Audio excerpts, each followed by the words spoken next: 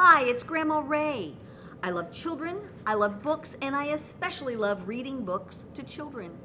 In this video, I am reading and recommending Puss in Boots. This is a very, very old story. In this book, it's retold by M. Jean Craig, and the pictures are by Robert Jones. Here we go. Once upon a time, a long time ago, there was a miller. The miller had 3 sons. When the miller died, his oldest son took the mill, and his second son took the donkey. All that was left for the third son was the cat. So there we go. So there's the mill, and there's the second son walking away with the donkey, but here's the third son with the cat. What good is a cat? The third son said. I could eat my cat for dinner if I wanted to. Could make a muff from its skin if I wanted to. But a cat can't help me make my living. The cat understood every word the young man said. Don't worry, master, the cat told him. Just give me a bag that closes with a string. Just give me a pair of boots, and then you will see how a cat can help you make your living. All right, so that's a pretty smart cat. I'd be a little worried if a cat started talking to me, but evidently that was something that was not unusual for this boy and this cat. Now the young man knew that the cat was a very smart cat. He had seen the cat lie down on the floor of the mill and pretend he was dead. Then when a mouse came to steal the grain, the cat would pounce on the mouse and eat it. So the young man looked for a bag and a small pair of boots, and he gave them to the cat. So there we are. He's got boots and a bag. All right.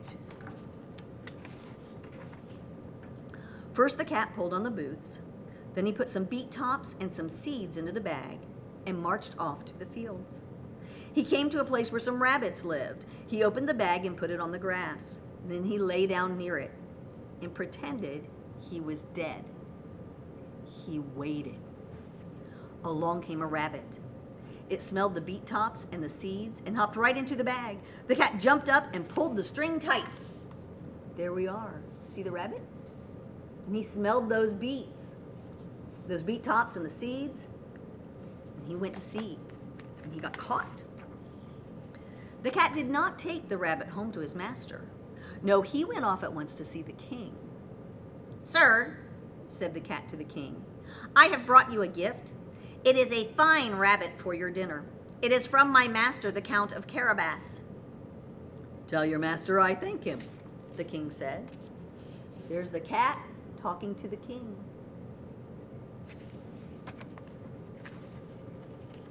The next day, the cat took his bag to the woods. This time he caught 2 fat birds. He took the birds to the king too. Tell your master that I thank him very much, said the king. After that, the cat went to the king many times. Each time he took the king something good to eat. Each time he told the king that the gift was from his master, the Count of Carabas. Each time the king said, tell your master that I thank him. One day, the cat learned that the king was going for a ride along the river. He ran to his master. All right, what do you think he's going to do? We'll have to see. Now, master, you must do what I tell you, the cat said, and you will become very rich. You must go and swim in the river just where I tell you to. You can leave the rest to me. It's a funny way to get rich, said the young man, but he knew that the cat was a very smart cat. So he went to swim in the river. He took off his clothes and jumped into the water. The cat quickly took the clothes and hid them under a stone. Then he sat down to wait. So there's the young man in the water, and there he is hiding the clothes under the rock. Along came 4 horses pulling a coach. The king was inside, and his daughter was on the seat beside him. The king's daughter was the most beautiful princess in the whole wide world. When the cat saw the king, he jumped up and began to shout, Help! Help! My master is drowning! The Count of Carabas is drowning! Oh, what do you think's going to happen? Do you think the king will stop? The king stopped his horses. Why, this is the cat who had brought him such fine presents. He told his men to hurry and help the Count of Carabas. The cat told the king that two men had stolen his master's clothes. I chased them, the cat said, but they ran too fast. The poor count, said the king. Men, go back to the palace. Bring a suit for the Count of Carabas. Soon the king's men were back with a fine silk suit. The cat's master put it on. So they're rescuing the young man, and they're going to go off and get clothes for him. The princess peeked out the coach window. She saw a fine young man wearing a fine silk suit. She fell in love with him at once. The cat's master peeked into the coach window. He saw the most beautiful princess in the whole wide world. He fell in love with her at once. Oh, isn't that nice?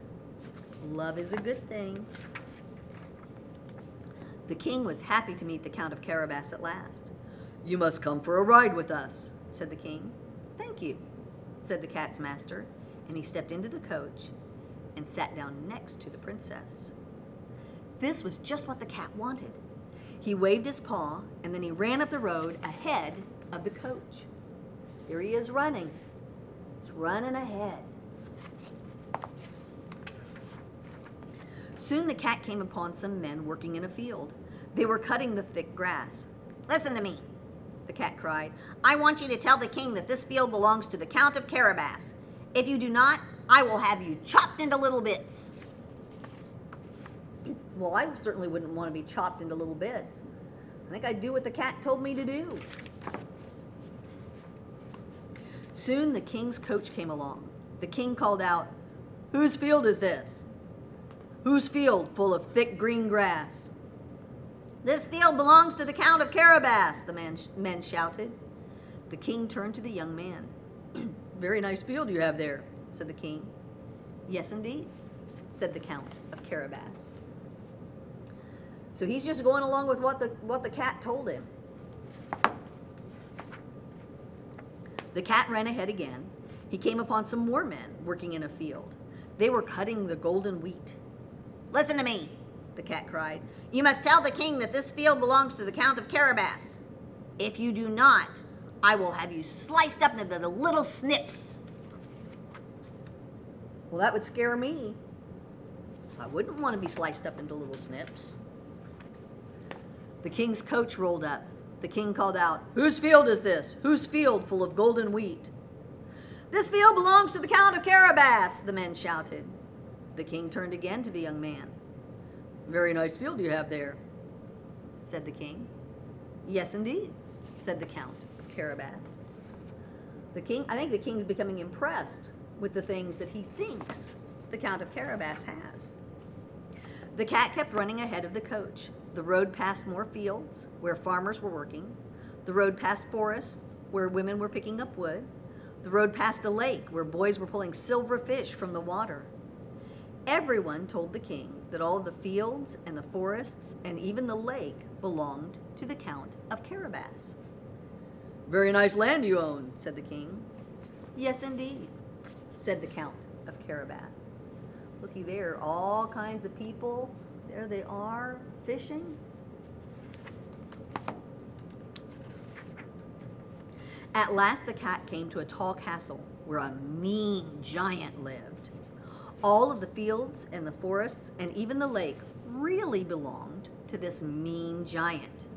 He was the richest giant in the whole wide world. The cat knew this. The cat knew something else too. The cat knew that the mean giant was also a magic giant. The cat opened the castle gate. He walked up to the castle door and knocked. A magic giant owns all those things. It is very hard for a mean giant to be polite. "Well, come in if you must," the giant growled. "Well, sit down if you must," the giant grunted. It is not very hard for a cat to be polite. "Thank you very much," said the cat to the giant, and he bowed and sat down. I have heard, said the cat to the giant, that you are a magic giant. I have heard that you can turn yourself into anything you please. Oh, yes, said the giant. Would you like to see me turn into a lion? What do you think? Do you think the cat wants him to turn into a lion?